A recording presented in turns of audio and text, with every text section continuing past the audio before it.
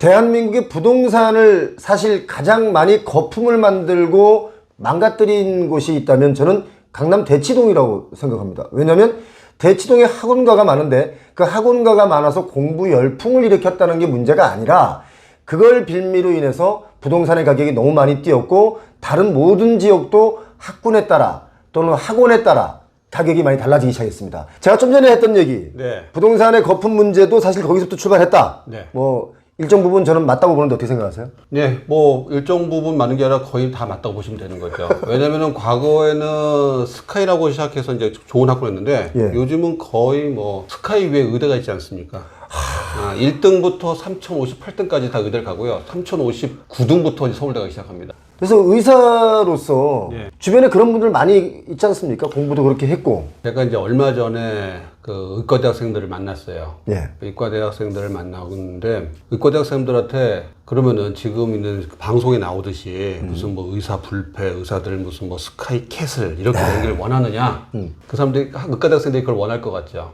그렇지 않습니다. 뭐 주변에 보면은 무슨 뭐 좋은 공대 나오고 했던 분들도 그 다음에 무슨 뭐 카이스트에서 뭐 했던 분들도 결국은 끝에 은퇴하고 나면은 할 게 많지 않다는 거죠. 대한민국 복지가 예.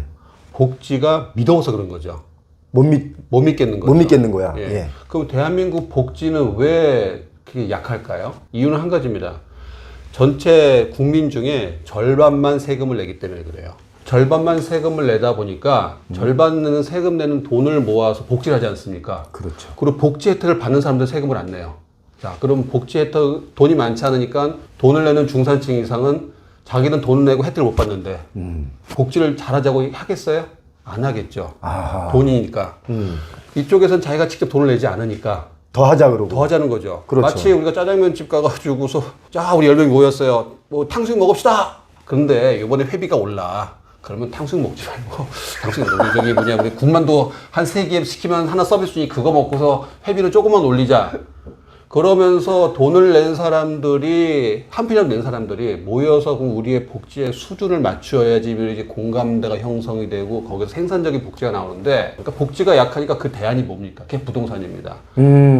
집을 하나 목 좋은 데 갖고 있으면 거기서 오랫동안 살다가 그 부동산에서 살다가 나중에 이제 저희가 노후가 되면 그 집 팔아서 뭘 할 수 있다라는 생각으로 물론 많은 학자들이 지금 앞으로 10년 뒤에는 부동산이 안 팔릴 거라고 하지만 저도 그렇게 생각합니다. 그래도 지금 많은 사람들은 부동산이 중요한 자산으로서 복지에 그만한 대체제가 없거든요. 아, 이거 부동산을 복지로 본다 이 말씀이죠. 부동산을 많이 다루시는 이슈를 다루시기 때문에 거기에 대해서 제가 다 얘기할 수는 없지만 상당 부분의 대한민국의 이제 국민들이 부동산을 안전자산으로 생각하고 있는 경우는 있습니다. 그게 다 이유가 복지가 미흡하기 때문에 그런 거거든요. 그래서 그런 부분하고 조금 맥락이 단다고 보시면 돼요. 저는 요즘에 강남에 이렇게 보면 강남 전체가 실버타운이 됐다라는 생각을 합니다.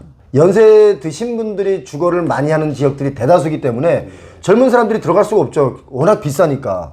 그렇게 해가지고는 과연 강남이 미래가 있을까? 지금 많은 학생들이 또 대치동에서 의대를 가기 위해서 공부를 하고 있지 않습니까? 그런데 의료 체계에는 문제가 많다. 이걸 수정하지 않으면 10년 뒤에 탈장이 돼도 수술할 곳이 없다. 이렇게 말씀하셨단 말이에요. 그럼 우리 어떻게 해야 됩니까, 앞으로? 정부에서는 어떻게 하면 좋을까? 우리 국민들은 어떤 생각을 하면 좋을까요? 정부가 어떻게 해야 되냐 그걸 떠나서 지금 가장 이슈부터 한번 얘기를 한번 해보죠. 네. 요즘 가장 큰 이슈가 의사 증원입니다. 의사 증원 문제. 의대 증원. 예. 의대 증원을 지금 복지부에서 1000명을 지금 증원하겠다. 의사협회는 반대한다. 근데 사실은 이제 이것도 의사를 증원하면서 제도를 개혁하는 쪽으로 끝날 것 같습니다. 제가 생각하기에도 의사를 증원한다. 저는 의사 증원에 대해서는 제대로만 한다면은 거기에 좀 공감을 합니다. 의사하고 하지만 그 의사 선생님들하고 정부하고 난 둘 다 솔직하지 못하다고 생각을 해요. 조금 더 솔직해야 된다고 저는 생각을 합니다. 먼저 의사 선생님들을 보게 되면 뭐 의사를 증원을 반대한다. 국민들은 얘기하죠. 여기 지금 무슨 밥그릇 싸움이다. 내 밥그릇 뺏길까봐. 예. 왜 의사 선생님들은 자꾸 밥그릇 뺏기려고 지금 의사 증원을 반대하냐. 너도 이렇게 잘 살면서. 지역 이기주의가 작동하는 거죠. 근데 그 지역 이기주의가 제가 내부에서 본 의사 선생님들을 보게 되면은 우리가 모든 직역마다 다들 직역 이기주의가 있지 않습니까? 자기 직역을 보호하려는. 거기에서 크게 벗어나진 않습니다. 벗어나지 않는데 의사가 특히나 그렇게 밥그릇 싸움이라고 비난을 받는 이유 중에 하나는 예. 첫 번째는 그 국민들 속에서 의사라고 하는 직업은 누가 가장 머릿속에 박혀 있냐면 슈바이처가 박혀 있습니다. 슈바이처가 돼야 될 사람이 밥그릇 싸움이냐. 거기서 일단은 국민들의 기대치가 높은 거고요. 두 번째는 그 의사가 지금 거의 불패 신화를 좀 이어가고 있지 않습니까? 뭐든지 아까 말씀하신 것처럼 의과대학생. 그럼 니들 정말 잘 살고 그러는데 그거 조금 뺏긴다고 그렇게 난리치냐 하면은 약간 약이 오른 거죠. 그러니까 의사 선생님들이 속이 좁다고 생각하는 겁니다. 이런 두 가지 이유 때문에 의사 선생님들이 의사 증언을 받는다면 의사 선생님들이 엄청 비난을 받죠. 예. 예. 근데 저는 뭐 그런 내용도 있지만 제가 기본적으로 의사 선생님들께 동의하지 않는 이유는 뭐냐면 지금 50년간 지금 제도가 변하지 않았어요. 예. 제도가 변하지 않았기 때문에 이 제도를 변화시켜야 된다는 것은 사실은 맞지 않습니까? 맞죠. 제도가 어쨌든 간에. 예. 시대의 흐름에 따라 변해야죠. 자, 그런데 지금까지는 제도가 변하지 않았습니다. 그 제도가 변하지 않은 이유는 정치적으로 변화를 시키면서 정치적인 이유를 감내할 정치인이 없었기 때문입니다. 그럴 이유가 없었죠. 아, 그러네요. 의사가 힘이 세서가 아니라 지금 있는 상태에서 괜히 분란 일으켜서 표밭을 잃을 필요가 없으니까. 필요가 없으니까 지금까지 내버려뒀던 겁니다. 올해나 내년 후년부터는 얘기가 바뀌었어요. 어떻게 바뀌어요? 왜냐면 지금 OECD의 의료비 평균이 한 9%쯤 됩니다. 내년이나 후년쯤 되면은 대한민국의 의료비가 9%를 이거 치고 올라가요. 대한민국이 드디어 고비용 국가로 진입이 됩니다. 의료비 고비용 국가. 그쵸. 지금도 비싼데? 지금도 비싸지만 더 비싸지는데 예. 더 놀라운 소식은 치고 올라가는 속도가 전 세계 1위입니다. 1년에 7%. 어마어마한 속도죠. 그게 언제라고요? 그게 아마 내년 후년쯤 되면은 지금 거의 자, 그러면은 지금까지는 정치인들이 의료 제도를 건들면 자기 표가 떨어져요. 예. 지금부터는요. 의료 제도를 건드려야 표가 나옵니다. 이제는 바뀌었어요. 혹시 이렇게 건드리는 거 아닙니까? 예. 그 나라에서 해줄게. 표 주세요. 예. 다 복지해줄게. 뭐 다 해준다 그러잖아. 나라 돈으로 맨날. 그러다 보니까 나라 돈으로 하는데 제가 그것은 그 나라 돈이라는 것이 자기 우리의 돈이잖아요. 그렇죠. 지 돈 아니죠. 그렇죠. 그럼 그 돈을 쓸 때, 정치 돈을 쓸 때 국민들이 그걸 예리한 눈으로 바라봐야지 않겠습니까? 정치적인 이유 때문이라도 이제 드디어 변화 티핑 포인트가 온 거예요. 아, 지금. 예. 그러니까 지금까지는 건들지 않았어야지 표가 나오는 거고, 예. 이제 앞으로는 의료 제도를 건드려야지 표는 거죠. 그럼 의사 사회 제도는 어떤 형태든 간에 지금 변화가 옵니다. 우리가 달걀을 보게 되면, 계란을 보게 되면은 자기가 그 달걀을 깨고 나오면은 병아리가 되잖아요. 예. 남이 깨면 후라이가 됩니다. 어디서 후라이 치고 있어? 예, 그러니까 의사 선생님들도 이제는 50년 동안 변화가 되지 않았으니 변화를 조금 더 변화하지 않으려고 하지 말고 변화를 해야 되는 이제 그런 시점이 온 거죠. 뭐 이런 얘기하니까 제가 안에서 망따죠. 자, 이게 복잡한 논리를 들이대기보다는 우리가 한번 주변에서 할 수 있는 숫자를 볼게요. 자, 아까 말씀드린 것처럼 의료비 증가율 7%입니다. 네. 자, 그러면 7%예요. 우리 여기 화면 없지만 7%라고 놓겠습니다. 네. 의사 증가율은 몇 명일까요? 의사 증가율은 지금 의사 14만 명에 연 3,000명 나오니까 2.5% 정도 됩니다. 그러네요. 그러면은 2.5% 되니까 7%니까 의료비가 의사 돈 많이 버는 게 아니냐? 그게 아니고 제약이라든지 기기, 인건비, 임대료 하면은 이 7%가 좀 넘습니다. 그래서 사실은 7% 정도가 증가가 된다면은 사실 의사들 입장에서는 사실 마이너스예요. 자, 그러면 의사 망해야 되잖아요. 근데 안 망하잖아요. 돈 많이 벌어가지고. 그렇죠. 뭐가 있겠습니까? 미용과 통증, 비보험, 실손보험 시장이 있습니다. 거기는 연평균 지금 성장률이 11%에서 16% 정도 됩니다. 예. 돈이 안 되는 필수 의료에서 7% 성장하겠어요? 아니면 미용이라든지 다른 여러 가지 통증하면서 15% 시장으로 들어가겠어요? 그쪽으로 가고자 하겠죠. 의사들도. 그렇죠. 예. 의사 입장에서는 지금 1년에 2.5%가 나오지만 15% 시장이 있기 때문에 필수 의료가 안 돼도 필수 의료과 안에서 먹고 살 게 있는 겁니다. 아. 자, 그러면은 의사 입장에서는요, 의과대학 들어오는 게 맞아요, 지금 상황에선. 예. 왜냐면은 연 성장률 15% 되는 그런 시장을 갖고 있는 직역이 없습니다. 그렇죠. 자, 그러면은 자식을 의과대학 보내는 게 맞죠. 부모 입장에서는 내 자식이 맞죠. 의사가 된다. 너무 좋은 일이겠죠. 필수료는 누가 하든지 말든지 간에 나는 나가서 미용하고 통증하면 되니까 15% 시장이 있으니 의사는 갈 수 있습니다. 그러면 이제 필수는 어떻게 될까요? 아무도 안 하겠죠. 안 하죠. 그게 지금 뻥뻥 터지고 있는 이겁니다. 현재 지금 예. 의료의 문제가 바로 이거라 이거죠. 그렇죠. 그러면은 만약에 복지부에서 지금 나오는 내용이 1000명을 지원한다 그래요. 예. 그러니까 의사를. 예. 자, 그러면 지금 2.5%에서 1000명 지원하면 몇 프로 나오면 3.5% 나옵니다. 예. 3.5% 나오면은 이 필수과는 흡수를 못해. 어차피 안 하니까. 다 이쪽 미용에서 흡수합니다. 2.5%에 3.5% 나왔다고 가정해볼게요. 3,000명, 4,000명 나왔다고 가정해볼게요.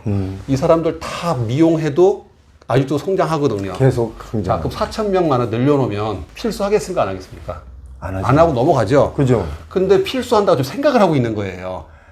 정부가. 정부에서는 착각을 하고 있다 이거죠. 착각을 하고 있는 거죠. 그러면은 만약에 제대로 만약에 의사 숫자를 늘려서 이쪽에 미용 안 가고 넘쳐서 필수로 가게 하겠다. 그럼 몇 명을 증원했냐면은 지금 3,000명의 2배인 6,000명이 나와야 됩니다. 근데 6,000명을 증원하면 또 6,000명이 또 다 일로 갈 거 아니에요. 6,000명이 증원하게 되면 산술적으로는 이쪽이 이제 좀 압박을 받죠.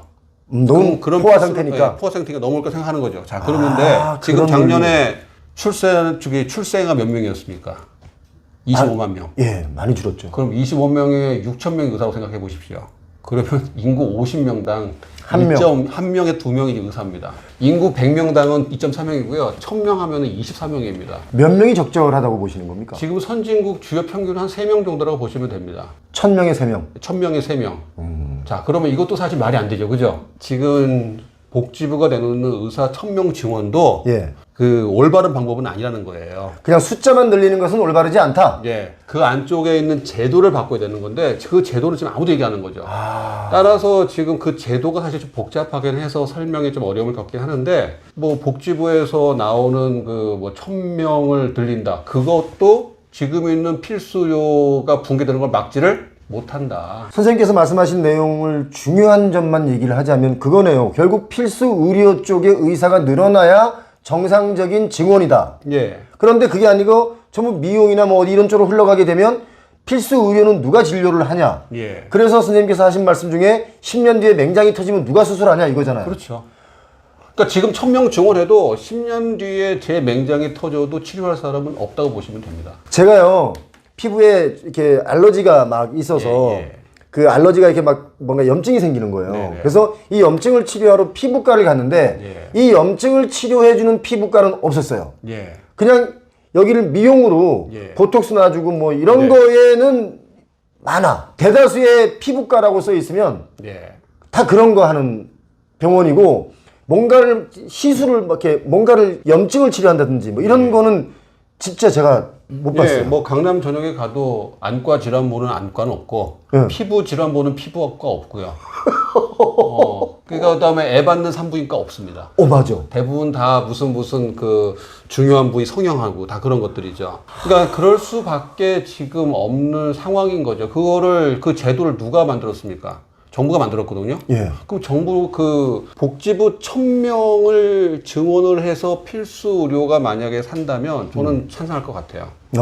근데 숫자로 보게 되면 전혀 이건 대안이 아니거든요. 우리가 무조건 숫자로만 본다면 예. 증원을 많이 해서 의료 복지를 받을 수 있게끔 증원을 하네라고 판단할 수 있지만 실상 들여다보면 그게 아니라는 말씀이라는 예, 그러니까 지금 이 사단은 지금 있는 이 그 의료 위기 이 붕괴라고 나올 정도의 이 사단은 어떤 형식든 간에 어느 정도의 증원을 동반하게 돼 있습니다. 개선할 때는 증원을 하면 좀 제대로 해라. 제대로 해라. 그 제대로가 뭔지를 좀 우리가 좀 이해를 해야 되는 거죠.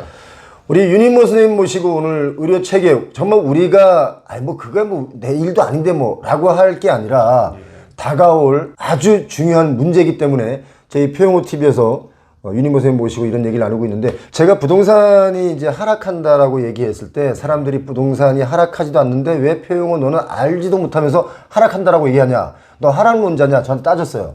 그런데 진짜 1년 반이 지나니까 하락이 급락으로 돌아섰거든요. 그러고 나니까 사람들이 제 말을 믿어준 거예요.